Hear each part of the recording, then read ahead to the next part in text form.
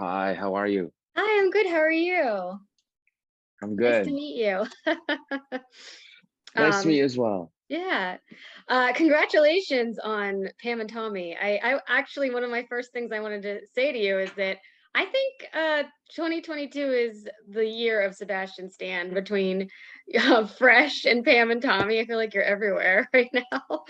Um, Yeah, yeah. it's certainly been uh a very sort of gratifying experience simply just because you don't often have, I guess, two things kind of timing out at the same time. And I was really lucky to be working all of last year. We were still very deep in the pandemic and stuff. And but also just when something comes out that you really poured your heart into and it connects with people and people watch it definitely helps. Yeah, I'm So sure. Yeah. I talked to the Pam and Tommy showrunner Robert about the first episode and how Tommy's such an interesting character to play. How the writers like dig themselves into this hole where you kind of hate Tommy at first. I was wondering were you at all worried that you'd have trouble getting the audience to like Tommy? um I didn't really worry so much about that, to be honest. I mean, you have to you're always sort of diving into this like a detective, and you're researching everything you can find, and you have to sort of kind of uh, you start out subjectively and then you go objectively and then you end up back subjectively in a way in the process, because you have to kind of really try to understand where they're coming from. And I yeah, but the scripts were so great, and I felt that if I just sort of follow the map that was already on the page, then I would, everything would sort of kind of be there.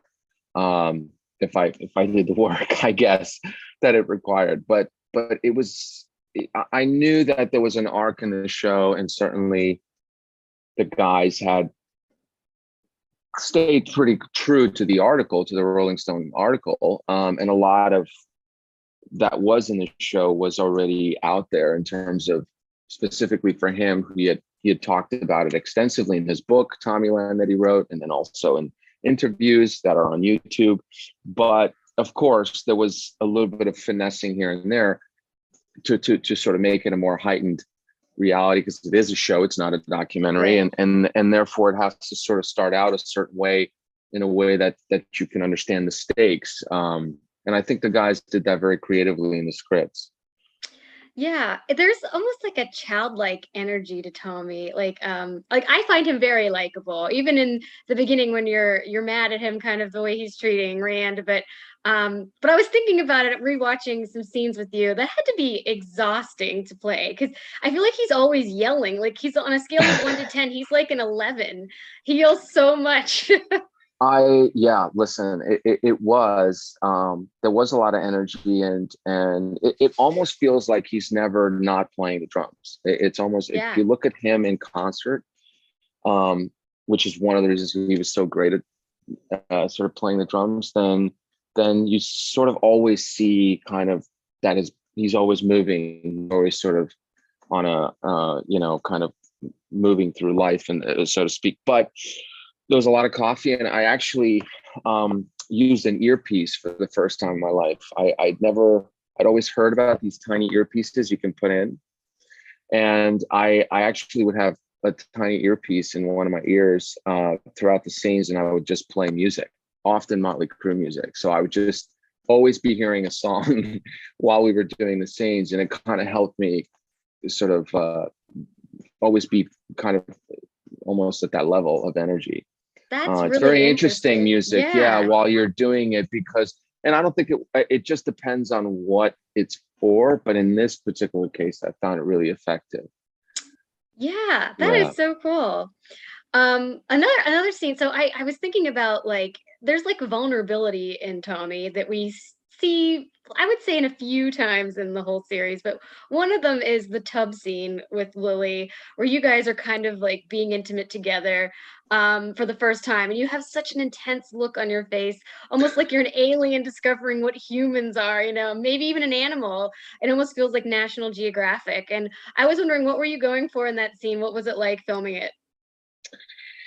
Well, I think Craig had a very specific take on it. He was like, you guys are, it's as if you're just experiencing each other. You are for the first time, but you're also on ecstasy.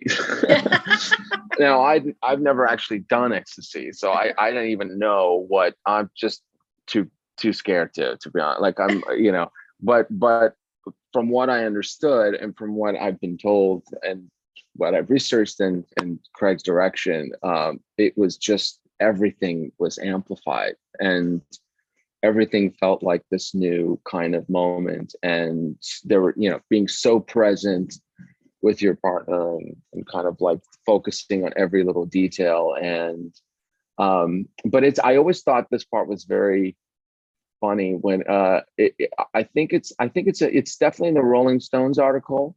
I know he's talked about it in the book, but he did say that when he first saw her at that nightclub, he was on ecstasy, and he was like, it was like sort of this light from God, kind of like just this shining light, in amidst this whole darkness, kind of. So you're just kind of envisioning what that might have been like, I guess. But Yeah. it's an important scene because you're supposed to see how intense that connection was at that point. I thought it was really effective because, like, I was even thinking about how the scene before it, where you guys reveal yourselves to each other, and how juxtaposed against like the intimacy of the tub scene versus like seeing each other naked for the first time, I thought was like, because he's just, I love whenever you kind of like just wink at her when you that was Listen, so I did funny. a lot of takes. I didn't really think he was going to go with the winking take, Really? to be honest. I'm like, Craig, but look, he's a direct. I trust everything he does. And What so other I'm takes like, did you have? Did you have different like? I think I had a lot more vulnerable and innocent takes, kind of. Really? But that one, he really went for the strong, confident one. And I'm like, okay, but I thought what it are you was gonna do? great. I I'm thought it was glad it worked. fantastic. Yeah, it was so Tommy Lee too. It felt very like very Tommy Lee. I have to ask you about, so obviously you have a conversation with your penis in the show. Yes. Jason Mantzoukas does the voice. But you guys have a great chemistry. Did you rehearse with him? What was the process like of filming that? He wasn't there. He actually Really? wasn't there on the day. We didn't know who we were going to get at that point, but the guys I think called me at one point. They were like, "What do you think? Do you think like Chris Evans would do this with you?" And I was like, I'm not calling him, okay? Like, ask him to do this. I'm like, but anyway, so I don't think they didn't know at the time. We didn't even know if that scene was going to make it, period. Wow. It was it was very, but again, the word for word, line for line, it's what was written. I mean, again, it's the credit to the writing because it was on the page. It was written like that. And I always talked about it as like at its core, it's very much a confessional scene. It's very much sort of when you're telling a friend of yours that my God, I'm like developing feelings for this person, and I'm kind of scared. And so it's a vulnerable scene like that. But then we thought, we're not going to know until we have the whole episode, if it's too much, if it makes sense, if it doesn't. And then fortunately they decided to kind of keep it. And so I was happy about that, and obviously because it's very much an homage to the book that he wrote, Tommyland, where his penis is a character. Yeah. Essentially. I read that you said you could have done 8 more episodes of this story, which I tend to agree. I think there is more that you could have explored between. I mean, especially since they get married, they get divorced, they get married again, right? I think they get married twice. I think, yeah, I think I meant more like I think it was, I felt that by the time we reached the end, on a creative level, with the work that went into it, it was the first time I actually felt like, oh, I feel like I understand so much more now, I feel like if we restarted again, I could bring all this other stuff to it. I think it's always that way when you're finishing something that feels where a lot of you has gone into it, because there's that part suddenly of things kind of coming to an end, and there's a nostalgic element to it, especially if it was a good experience, which this was on a creative level, and the collaboration, everybody involved. But also you're understanding pieces of a character as you are doing it, and you never really arrive at a sort of okay, this is it place, and you shouldn't. I think it's always, you're just always exploring it, and there's always going to be another piece you're going to find out at the very end that you didn't think about, that you thought, oh, maybe I could go back to. So I think it was more me, and I think Lily sort of felt the same way. Kind of, we were both sort of sad to say goodbye in a way at a point. Yeah, It was, I it don't had taken, blame you. it had been part of our lives for so long. I think for her, she knew about this, I think, over a year before we started. I had found out in October, and then suddenly it was August, and it was like 8 months of sort of this experience. So it takes a minute to kind of, say goodbye, I guess, in a way. Would you ever then want to revisit, or like no, or you kind of like done with Tommy? Because I was thinking about how would you ever like explore future of their relationship, because it kind of gets dark. I didn't know if that would be something you wouldn't want to explore. I think far smarter, far more capable people than me can make that decision. I think for now, we came out of it with the best intentions. We hoped to bring further attention to this story in a way, and kind of let us rethink a little bit our own projections and perceptions of it.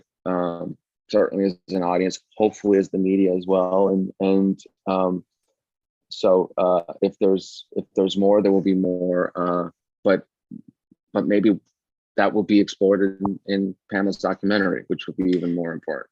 Yeah, So, I actually am really excited about that too. Yeah, yeah. great. Well, thank you so much. Those are all my questions. It was such a Awesome. pleasure Thank you. chatting with you. Yeah, great work. You too. Thanks Yeah. for enjoying the show. Oh, no problem. Yeah. All Well, right. have a good Well, one. have a good weekend. I'll see you. Thanks, you Okay. too. Bye. Bye.